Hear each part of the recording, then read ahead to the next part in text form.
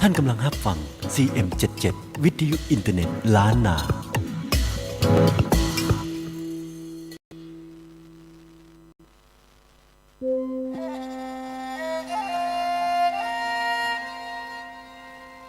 กำเมืองถ้าคนเมืองบอกอู้แล้วไผ่จะอู้เจ้า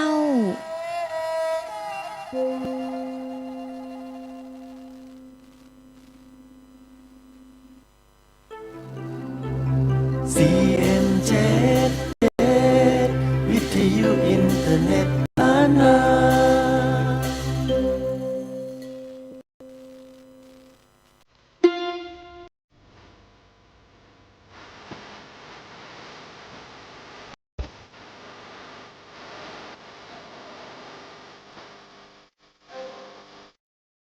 ปีใหม่เมืองเฮาก็มาถึงแล้วเนาะจำหัวแม่พ่อ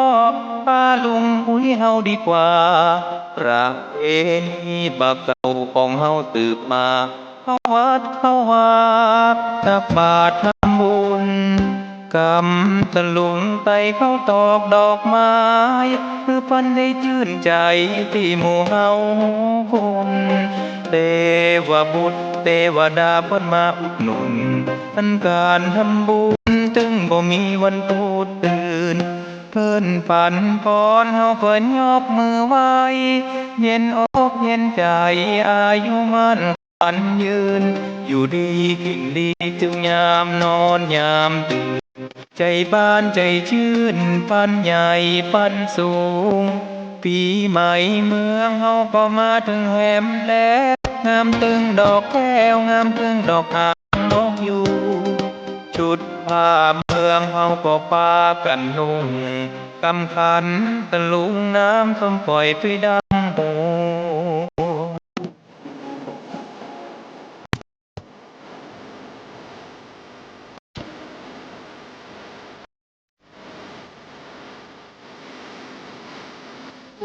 เปิ้นปั่นปอนเฮาก็ยกมือไหว้เย็นอกเย็นใจอายุมั่นขวัญยืนอยู่ดีกินดีถึงยามนอนยามตื่นใจใจชื่นปันใหญ่ปันสูงปีใหม่เมืองเฮามาถึงแหมแล้วงามตึงดอกแก้วงามตึงดอกหางนกยูงจุดป่าเมืองเฮาก็ปากันนุ่งกำขันตะลุงน้ำส้มปล่อยไปดำหัว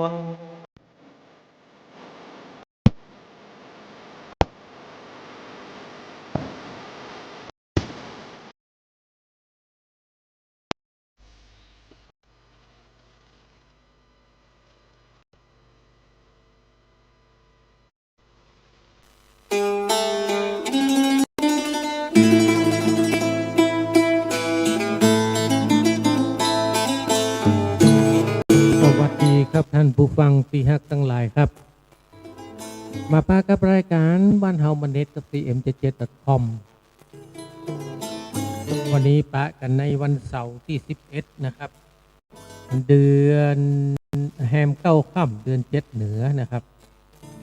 ตรงกับเดือนเมษายนเนาะ2569เริ่มต้นของปีใหม่เมืองเริ่มละวันนี้วันเสาร์นี้เริ่มกันละนะครับ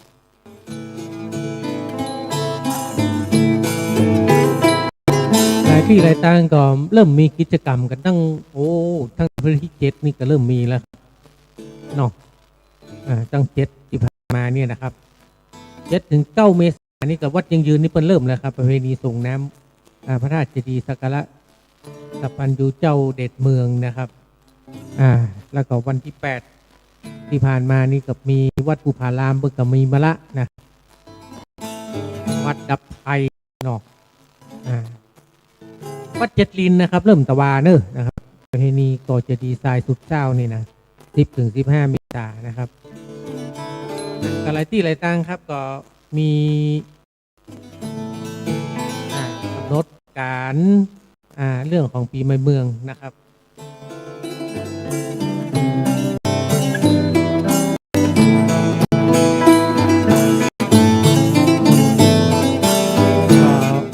ก ประเพณีที่เก่าแก่อยู่คู่เมืองบ้านเฮามาเมินนะครับปีใหม่เมืองนี่ทางภาคกลางเป็นท้องว่าสงกรานต์เนาะบ้านเฮานี่แต่ก่อนนี่เป็นในยุคประมาณ50 ปีที่แล้ว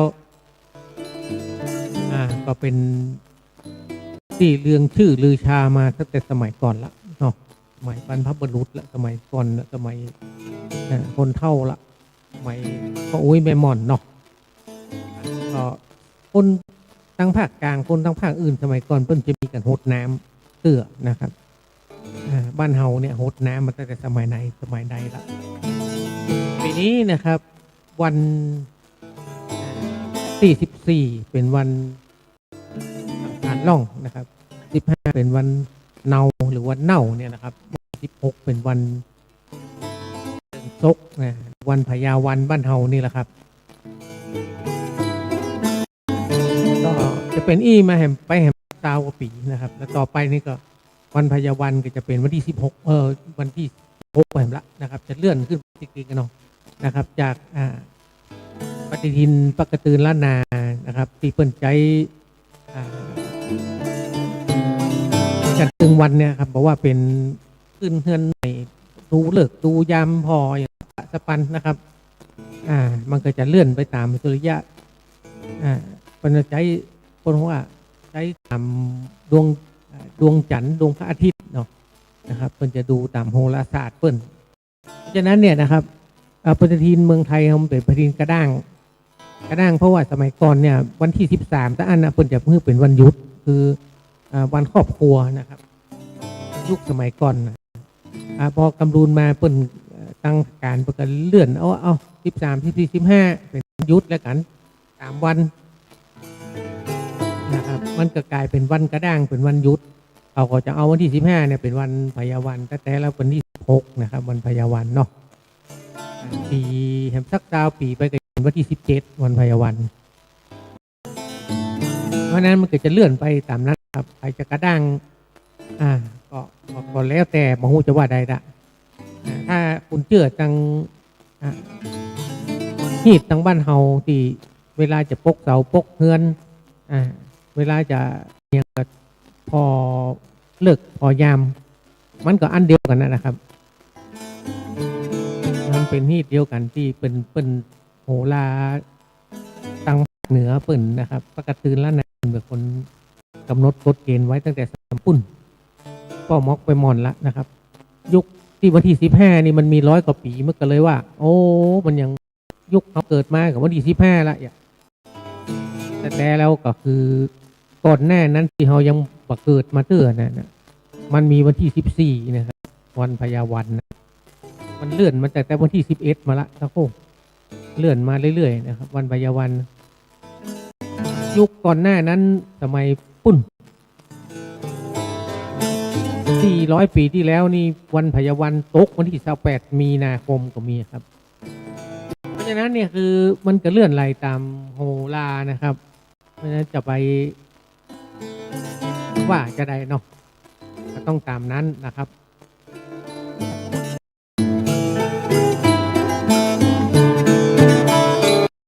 หลายที่หลายต่างก็มีการแบ่งเนาะออกเป็นว่าแบ่งสปันที่เกี่ยวกับปีใหม่เมืองเขาเนี่ยนะครับในวัดในว่าวันนี้เริ่มที่วัดเจดีย์หลวงนี่ก็เริ่มแล้วครับวัดเจดีย์หลวงนี่วันนี้ตลอดวันนะครับเทศกาลพิธีน้ำพิธีไทยครั้งที่11นะครับเตือที่11นะครับเริ่มละนะครับวัดเจดีย์หลวงเนอะนะครับ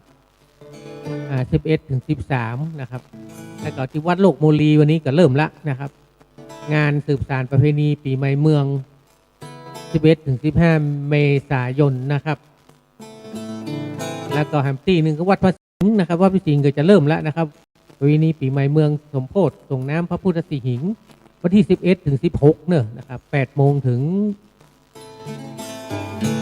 4 โมงไม่ใช่4 โมงกับ10 โมงเมื่อคืนนะครับ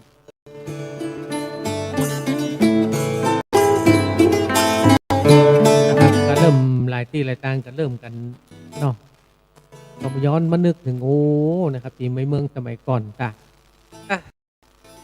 ก่อนจะฟังเรื่องราวของในเมืองต่อไป เอามาฟังเพลงเกี่ยวกับปีใหม่เมืองแล้วกันจวนแอลปีใหม่นะครับฟังเพลงนี้แล้วกันนะครับ เป็นทำนองซอสติงเนอร์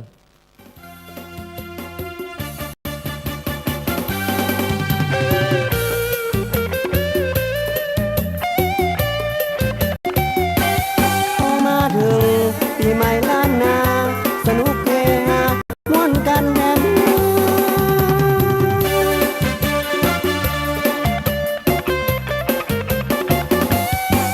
ปีเก่าก็ผ่านไปแล้วปีใหม่แก้วก็มาลอดมาถึงเป็นประเพณีล้านนาบ่เก่าถึงคนหนุ่มคนเฒ่าเอามาคึกเติงเนืองท่านเนืองเขาจะได้เลิงแอวเล่นปีใหม่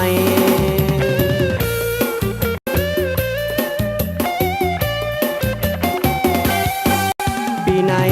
ก็มีหนึ่งหนกำคัญตะลุงไปสาไปไว้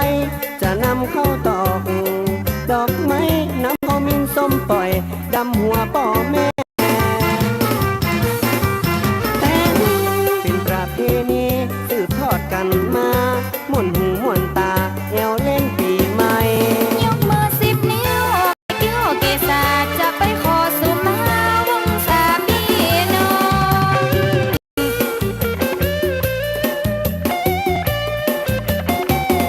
ปีใหม่เมืองเหนือเล่าเลือตัวห้องกันนี่กะอีน้องมาสนุกสุขใจเขาจะพากันไปเล่นน้ำตามจ้องตามบ้านน้องจะไปโดยใจในท่านนาถึงเดือนเมษาจะหดน้ำปีใหม่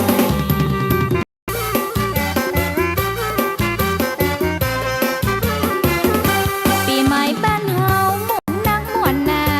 มีหลายภาษาเอวกันบอนหน่อยจักเจ๋งแต่งดาคือมันเรียบร้อยจะตวยปีน้อยไปแอวปีใหม่วันที่13เริ่มวันสงกรานต์วันนี้สังขารมันใจล่องวันที่14เป็นวันแต่งดาเฮาจะต้องจัดหาเขาตอกดอก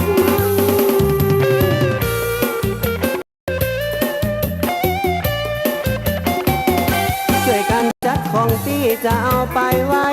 สหามาไว้ตึงข้าวต้มข้าวนมดอกสาลับที่กินมันหอมอ่อนดอกมะลิซ้อมชื่นใจลมนงเจ้าปีนงคือน้องประสงค์ดาท่าไว้ก่อน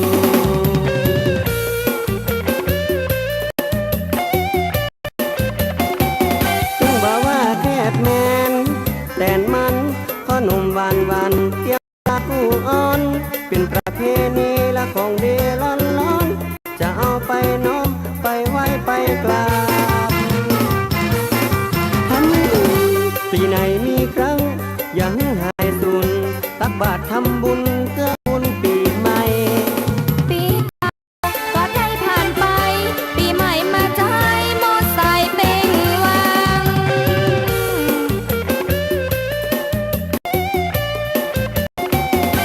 วันที่15จะไปต่อยกู้ข้าง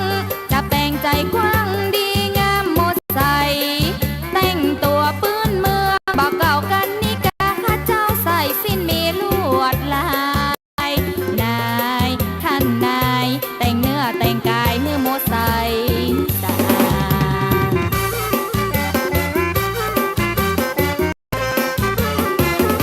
กำคันดอกไม้ไปวัดไปว่าไปไหว้ไปสาทำบุญใส่บาตรวันที่15น้องบอกพลาดทำใจสะอาดเอาปอนตัวเจ้าก่อนยายน้องเอาตุงมาปักกองสายสืบสายสายใหญ่ประเพณีแต่ก่อนเกิดทรงน้ำพระบดีละของดีคือหมดใส่ดีงามดีเรียบร้อย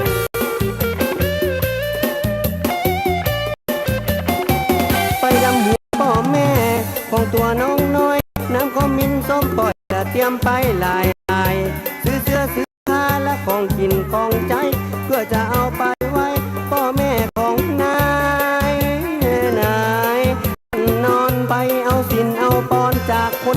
คนแก่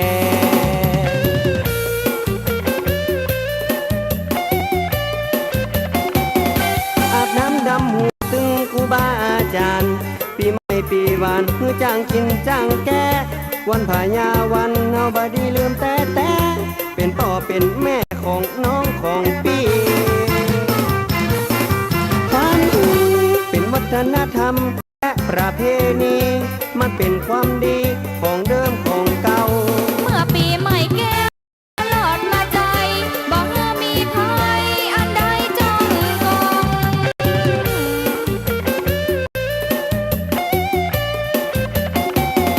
สัปปะไพลีอย่าได้มาห้องขอเมื่อลอยล่องไปโตยสั่งการกินเหล้าเมายาเมื่อมีขอบเขตอย่าได้มีเหตุสิ่งลายมาผ่านนายท่านนานลายโตยสั่งการอย่าได้ผ่านได้จบ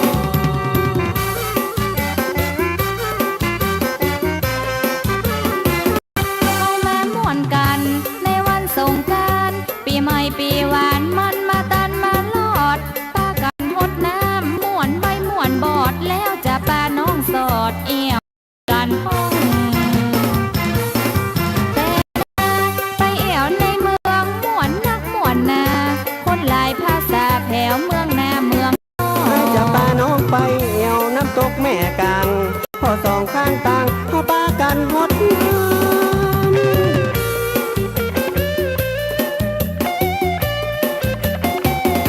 น้ำตกจากพามันมางามล้ำบ่จมบ่ซ้ำงามหูงามตา เป็นเขตอำเภอจอมทองให้จะพาเอาน้องเอวเล่นไปมานาท่านนาเอวเล่นไปมาม่วนกันเต็มที่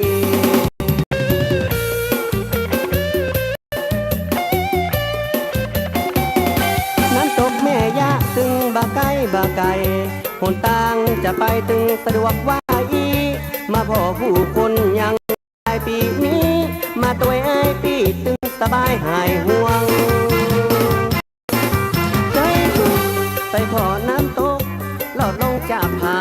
เป็นสายทารางามตาเย็นจืน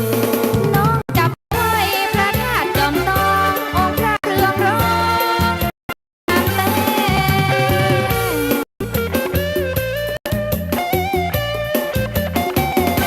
วัดวาอารามเป็นของเก่าแก่เคยต้อยพ่อแม่มาไหว้มาสาเฮาหลวดไปพ่อป้นแห่ไม้กำคนตึงหลายล้ำขึ้นชื่อลือชานายนางามหูงามตาแต่นาอายปี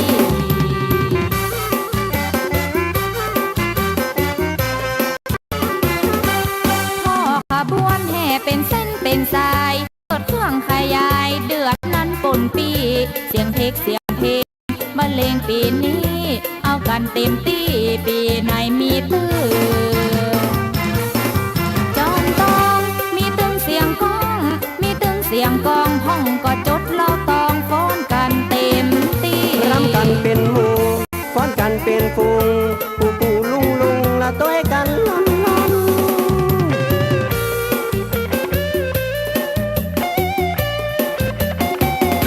จับใส่บางคน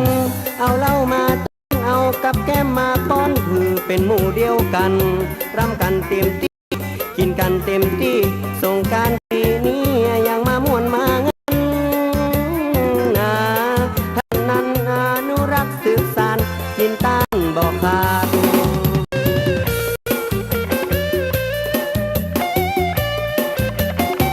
ขบวนแห่ไม่กำไปกำไม่สาลีเป็นประเพณีตึง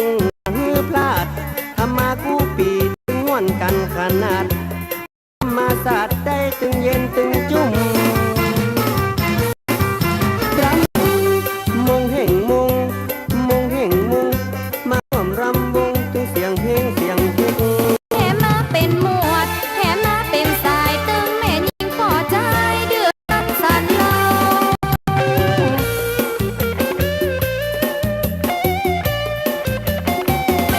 มีตึงคนหนุ่มโซนตึงคนเท่าบางห้องก็เมาเหล้าว่าบ่ไหวบาง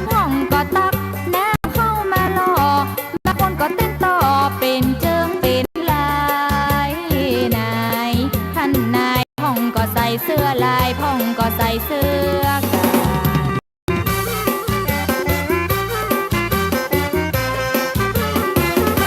จะได้แห่ไปต้นไม้สลีขวบไหนมีทีเหมือนกันคู่บ้านเป็นสิริมงคลกับตนเฮานั้นมันจะได้กำเฮือได้สูงส่ง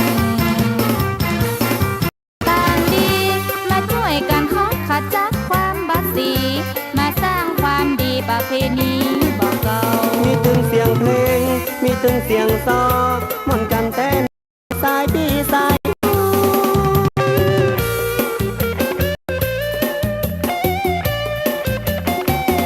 มีตึงจังซอมีตึงนักร้อง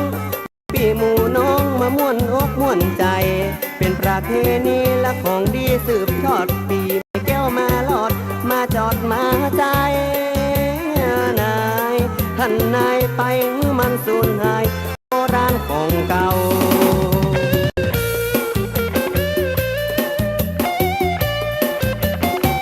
เอาไว้อวดแขกบ้านเอาไว้อวดแขกเมืองปีใหม่พื้นเมืองรุ่งเรืองยาวปีใหม่ปีวานม่วนงานสันเล่าบ้านเปิ่นบ้านเฮามันกันเต็มที่งานผ่องเมาเหล้าป่าผ่องเมาเหล้าสี35ดีกีมันตึงมีหลายอย่างร่วมพลังร่วมสามัคคีมาสร้างความดีต้อยกันล้น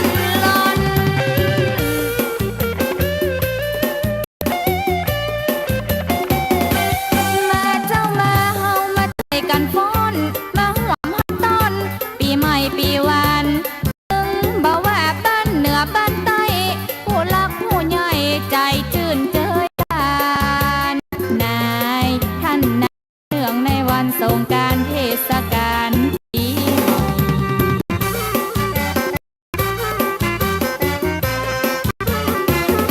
ปีใหม่เมืองเฮาม่วนอ่อนใจตึงบ่มีตีไหน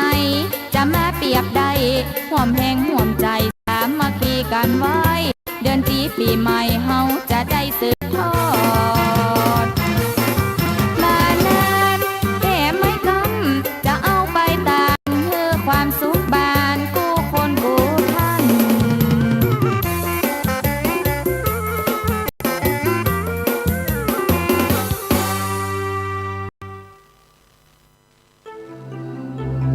CN77 วิทยุอินเทอร์เน็ตล้านนา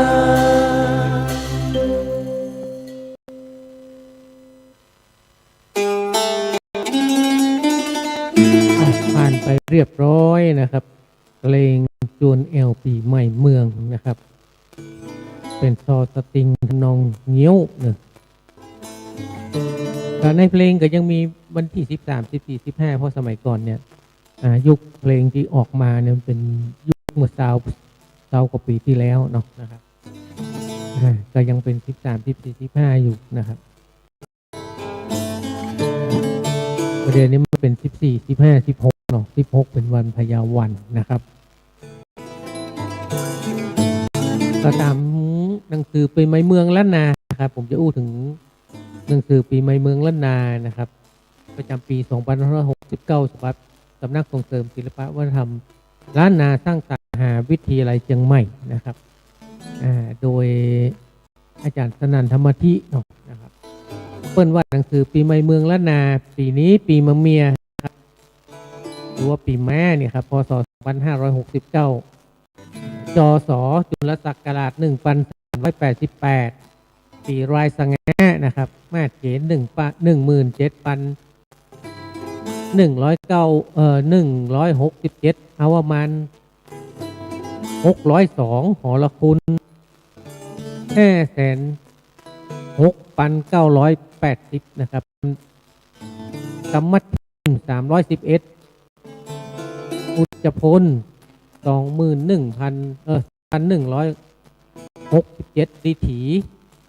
29วาน5นะครับปีใหม่เมืองล้านนาประจำพุทธศักราช 2569 จุลศักราช 1388 ตัวนะครับก็ปีนี้นะครับตามการล่องเดือน7เหนือแฮม12ค่ำเนอะนะครับข้าวบาท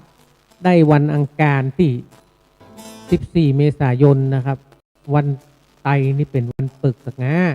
วันพยาวันหากได้วันพฤหัสบดีที่ 16 เมษายนวันไตเป็นวันกฎสันนะครับตลีอยู่ติดดังนะครับหูดังเนอะนะครับหรือว่าจมูกนี่ครับกาลกณีอยู่ติดปากนะครับจันไรอยู่ติดบ่าวันสังขารล่องนั้นไปสู่สระน้ำใหญ่นะครับหนตังไฟ4 เส้นหรือต้นไม้ใหญ่กระทำการเก้าดำหัวคือเป็นสิริมกละด้วยขมิ้นส้มปล่อยและเก้าดำหัวคือเป็นคือบินแน่ไปตังหนใต้เนอะนะครับพร้อมเอาน้ำส้มปล่อย7 ดังปากและบ่ออกและเอาน้ำอบน้ำหอมแต่ดังนะครับแล้วหื้อนุ่งผ้าใหม่ดอกดูอันเป็นพญาดอกประจำปีนะครับจักบุติจำเริญแลสังขารอยู่วันอังคารนะครับปุ่นสังขารทรงด้วยเครื่องอันมีสีดังแก้วปลาวานสีแดงอ่อนนะแก้วปลาวานซุปกระโจมต่างกระจรหูมีแก้วกะวาแก้วปลาวานเป็นเครื่องประดับนะครับมีมือ4 มือขวาถือจักราวุธมือลุ่มผ้าตักนะครับมือซ้ายถือหมากนับนะครับมือซ้ายลุ่มถือกระออมแก้ว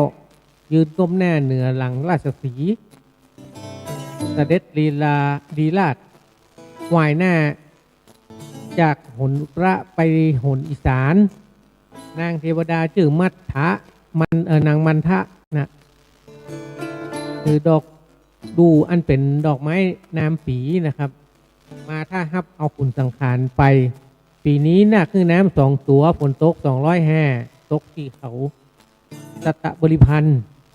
และตกในมหาสมุทรS5ตกในป่าหิมพานต์63.5ตกในโลกมนุษย์36.5ปีนี้วอกรักษาปีนะครับหมาจิ้งจอกรักษาเดือนหนูรักษาป่าตีนรักษาน้ำตักกสินยักษ์รักษาอากาศกลุ่มพันธุ์รักษาดินดาวพญาเป็นใหญ่แก่คนทั้งหลายนกเต็นหรือนกกระเต็นนะครับเป็นใหญ่กว่าสัตว์2 ตีนวอกเป็นใหญ่แก่สัตว์4 ตีนไม้หาดเป็นใหญ่แก่ไม้จริงไม้แม่เป็นใหญ่กับไม้หวงหญ้าเราเป็นใหญ่แก่หญ้าทั้งหลายผีเสื้ออาหักอยู่ต้นป่านเถื่อนต้นฮักเนี่ยครับอย่าได้ฟันปั่นตัดต้นป่านเถื่อนจักเป็นเนื้อนะครับฟันเข้าอยู่ไม้สางไม้งิ้วเป็นพญาไม้นี่เอาใบงิ้วมาผูกมัดติดเสาเฮือนเสาเอกเสานางเสาแฮนค้าจักพุทธิจำเริญดีและปีนี้รถดินบ่มีหลายฝนหัวปีปลายปีมีหลายลาปีมีน้อยพิชะของปลูกบ่ไข่อุดมดีกำแพงเหลือขนาดคนทั้งหลายจักเดือดร้อนอุบาทจักมีแก่เจ้าพระสงฆ์เอาเจ้าหรือพระสงฆ์นี่แหละครับและพระเจ้าล่วงแล้วได้ 2,568 พระวรรษาอนาคตะยังอยู่แถม 2,432 พระวรรษาจึงบัวละมวลปริโยสานะสมัตตาอาจารย์สนันธรรมธิเป็นผู้พยากรณ์เนอะนะครับก็เอามาอ่านให้กันฟังถูกพิษก็ต้องขอสุมาอภัยตัวแล้วกันครับ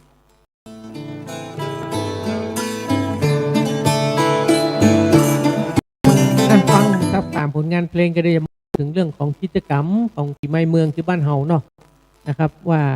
ที่ไหนจะเริ่มกันเมื่อใดนะครับแต่ที่เริ่มไปตะกี้ก็อู้กันไปแล้วนะครับเริ่มไปฟ้องแล้วหลายที่หลายต่างเนาะนะครับที่จะกำลังจะเริ่มมันผูกก็มีทำลายฟังกันตามผลงานเพลงก่อนแล้วกันนะครับถึงคำแอลปีใหม่เมืองให้เสมาเมืองหลายม่วนใจปีใหม่เมืองแล้วก็ให้ขวัญเมืองกับชวนพิษแอลปีใหม่เมืองครับ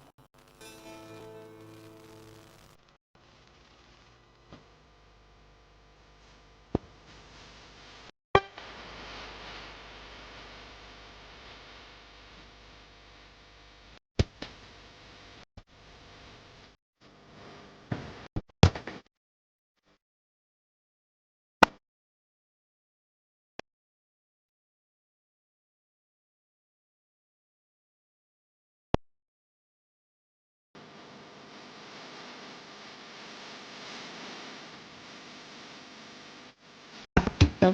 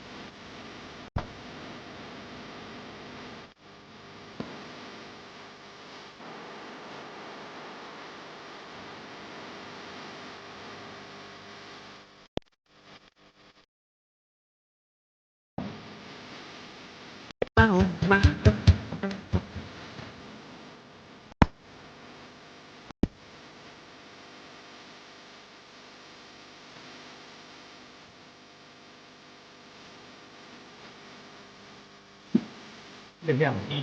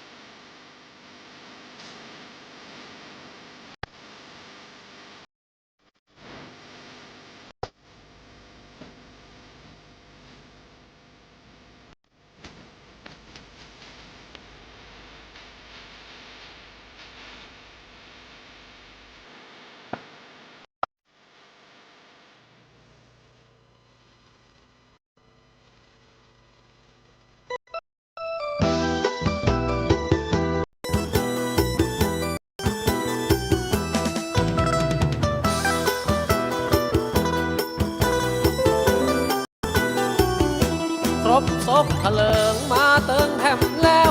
ปีใหม่แก้ว13 เมษาจะจับจวนเอาตั้งหมู่บรรดาพี่น้องเอาอาซอจากกล่าวสร้างปีใหม่เข้ามาแถมหนเป็นสิริมงคลมาโดนแถมครั้งสนุกสุขเสริญเกินคำกล่าวอ้างบ่มีหมื่นมางอันใดของโชคดีแอวมีความสุขเอาความโศกทุกข์ควางไปไก่อันเคราะห์ต่างๆไหลน้ำไม่ไปจุ่มเนื้อเย็นใจสดใสตัวหน้าปะแป้งสาดน้ำบ่มีปัญหาเพราะเป็นเวลาสงกรานต์พี่น้องแอวม้วนกินบานสงกรานต์ปีนี้ตึงน้องตึงปีสุขสันต์หันษาระวังเด้อละกินเหล้าเมามาขับรถขับราไปหนาพี่อายฤทธิ์เดชดีกีนะปางฮ้อนให้ละเสียเข้าเสียของ งินทองบาทไตละจังป้าโศกไม่มอง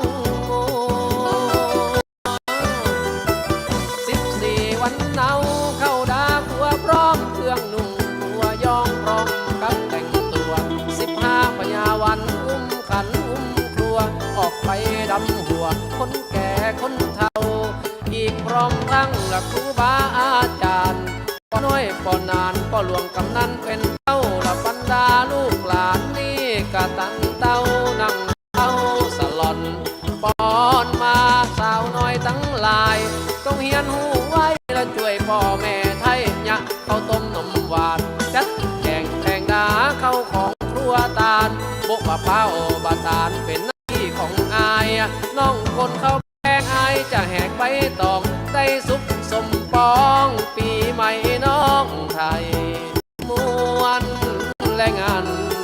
กันเนอปีใหม่นี้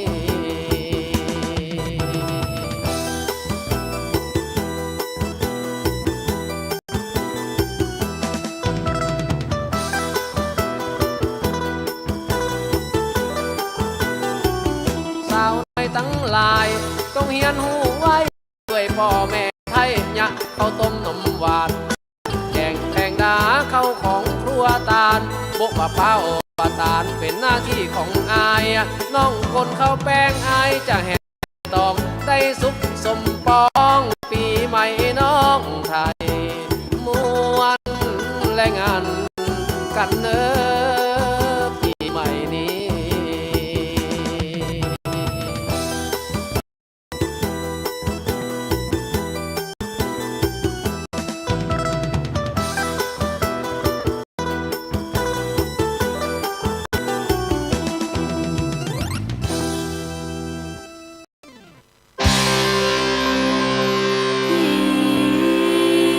จีดอกเอื้องย้อยงามเหลืองใจยะที่ปีใหม่ปืนมือสดใสเรื่องรองของแผ้ว มหามงคลสาลี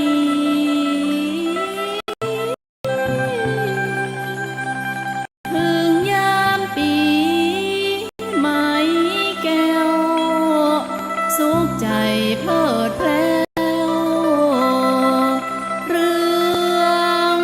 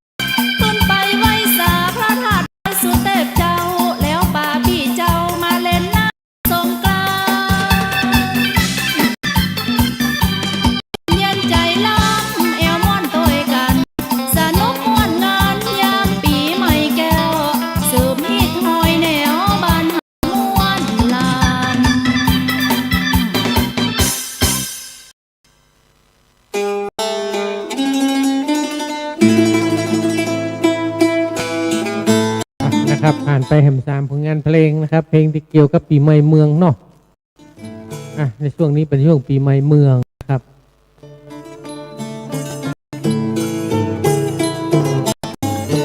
หลายที่หลายทางก็คึกคักเนาะนะครับเหมือนสมัยเก่าสมัยก่อนบ้านเฮาช่วงนี้นะครับก็เป็นการเริ่มต้นที่จะขึ้นปีใหม่นะครับจะเก้าดำหัวกันเนาะแต่งตัวนี่ประเด็นนี้ก็หายไปละนะครับแต่ก่อนนี้เป็นจะมีเสื้อมะฮ้อมเนาะเสื้อมะฮ้อมชุดเมืองเฮานะครับเสื้อเมืองเดี๋ยวนี้กลายเป็นเสื้ออย่างปีเบาเนี่ยเสื้อลายดอกลายดวงลายอย่างมะฮุนะครับก็แต่ก่อนเปิ้ลมาแอวบ้านเฮาเปิ้ลจะหันบ้านคนบ้านเฮาใส่เสื้อมะฮ้อมใส่เสื้อเมืองใส่เสื้อพื้นเมืองเนาะว่ามันยิงก็จะใส่เตี่ยวสะดอประเดี๋ยวนี้มันบะหมี่ละนะครับถ้าหายไปสักสาว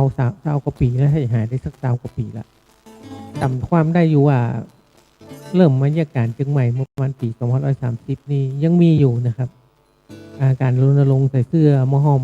เตี่ยวสะดอประเดี๋ยวมันหายไปแล้วนะครับด้วยเวลาเนาะหลายอย่างนะครับคนสมัยก่อนปีใหม่เมืองแต่ก่อนมันก็จะม่วนแบบหนึ่งเนาะอย่างว่านะครับสมัยเคยอู้เหมือนกันช่วงนี้ก็จะมีซุ้มต่างๆนะตามหมู่บ้านหมู่บ้านรอบนอกมันจะมีซุ้มมีสาวมาขายครัวตามซุ้มที่ต้นกระประพฤกษ์พ่องนะกว่างกระป๋องพ่องเนาะนะครับม่วนนะครับแต่ก่อนเนี่ย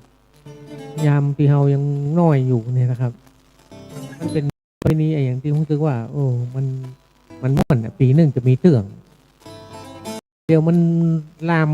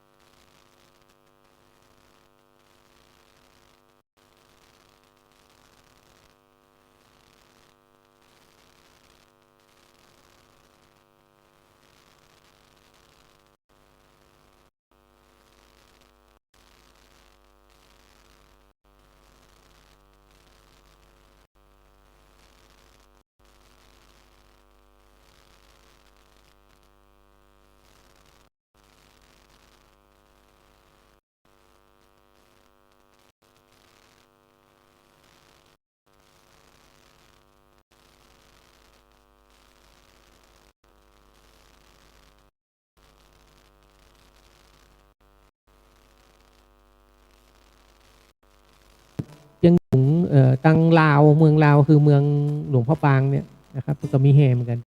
เปิดกับ14 15 16เนอะนะครับตั้งชื่อหลวงพ่อบางนะครับเปิดก็เลื่อนขึ้นไปนะเปิดมาเจ็ดกระตายตัวนะครับแม้กระทั่งเชียงลุงนะหรือเมือง12ปันนานะครับเปิด14 15 16เหมือนกันนะครับวันที่13แห่งวันหนึ่งคือประกวดเครื่องสักการะล้านนานะครับมันยิงกีรถถีบอย่างจ้องที่ขู่ประตูตาแปรครับวันที่13แล้วก็งานแห่แม่คำจอมตองที่วัดพระธาตุสีจอมตองคือวันที่13นะครับวันที่13ก็มีการเปิดงานมหาสงกรานต์ปีใหม่เมืองนะครับที่แถวนั้นว่าเนอะตั้งแต่9 โมงถึง5 โมง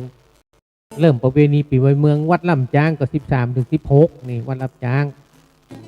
แล้วก็วัดศรีสุพรรณจุ๋มสลีปีใหม่เมืองไหว้สาปารมี13 ถึง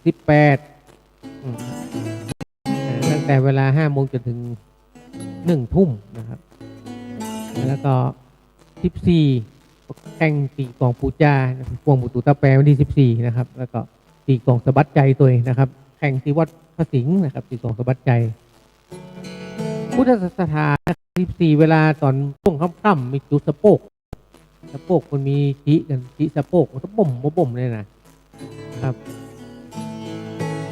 มันมีสายม่วนสายมันเลยนะครับประเด็นนี้มันมีสายม่วนสายมันของเปิ้ลนั่นสายวัฒนธรรมมาแล้วสายม่วนสายมันครับก็คืองานสงกรานต์มหาบันเทิงนะครับที่เซ็นทรัลเนาะ9 ถึง 15 เมษายนกับมี11 ถึง 15เริ่มวันนี้ละเมษายนเนาะหน้าหอนาฬิกาประมาณนี่กับ11 ถึง 15ลานโครงการติ้งปากกับ11 ถึง 15นะครับอันนี้เป็นช่วงบ่ายช่วงแรงนี่เป็นต้นไปส่วนใหญ่นะครับหมู่ถึงงานมันของเปิ้ลนี่นะคนเต้นกับยับนี่ใดการเวลามันเปลี่ยนเนาะ11 ถึง 15ที่โอซิสสารปีเพื่อจะมีการสงกรานต์ปาร์ตี้โฟมทั้งหมดถนนตาแปร13 ถึง 15จะมีเวอร์สงกรานต์ตาแปรเป็นอยู่มีจิตแนมเงินเซ็นทรัลเฟสติวัลก็จะมีสงกรานต์พาดแล้วก็เส้นต้นยางเนอะนะครับเส้นต้นยางกับ13 ถึง 15ส่วนใหญ่เขาจะเล่นกัน13 ถึง 15เพราะเป็นวันหยุดวันอั้นนะครับที่แต่เราคือวันพยาวันคือ16นะปฏิทินมันกระด้างเนี่ยทำให้คนอย่างเงี้ยนะครับคนมันยุดกัน15เนาะยังไงได้เป็นวัฒนธรรมจังหวัดหรือว่าทาง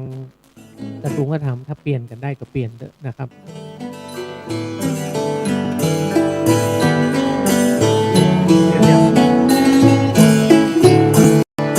อะไรที่ไรต่างเนอะนะครับก็มี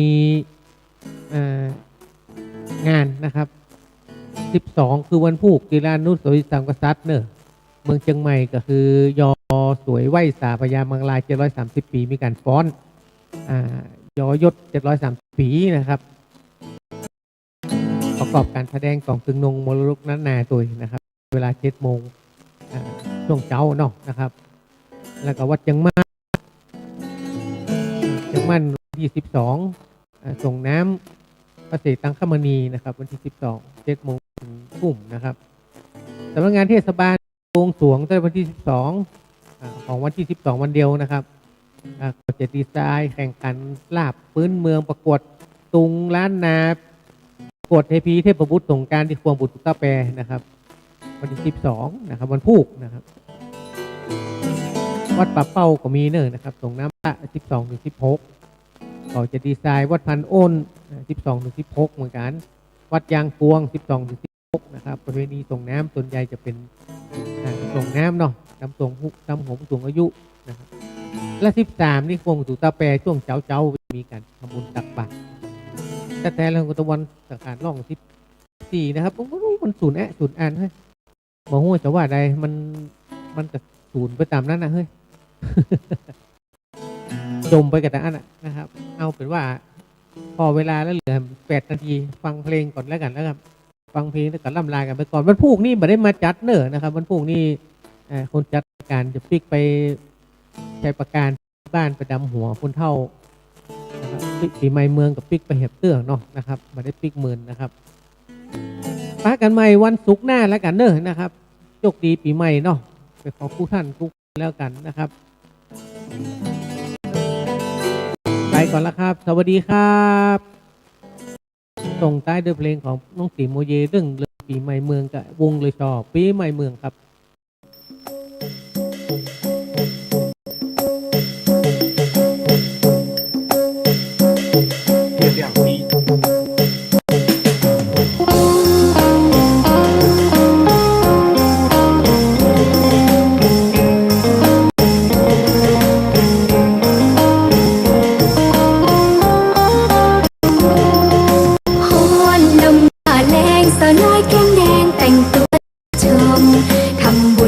น้ำรื่นรมผู้ใหญ่ผู้เฒ่าอวยพรสุขสมดำหัวรื่นรมวันปีใหม่เมือง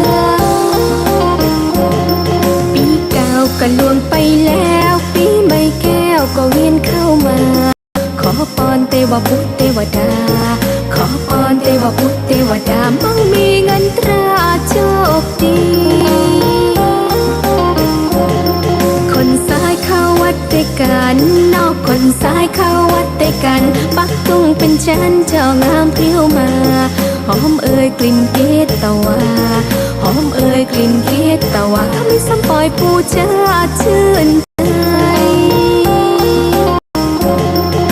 ฮอนลมหน้าแรงสาวน้อยแก้มแดงแต่งตัวหน้าชมทำบุญหดน้ำรื่นรมผู้ใหญ่ผู้เฒ่าอวยสุขสมดำหัวรื่นรมวันปีใหม่เมืองมวนใจในวันปากปีวันเน่าบอดีโคตรไพ่มองเศร้าไม่กำสรีกำโพพระเจ้าไม่กำสรีกำโพพระเจ้ากำชูตัวเฮาหอมเย็น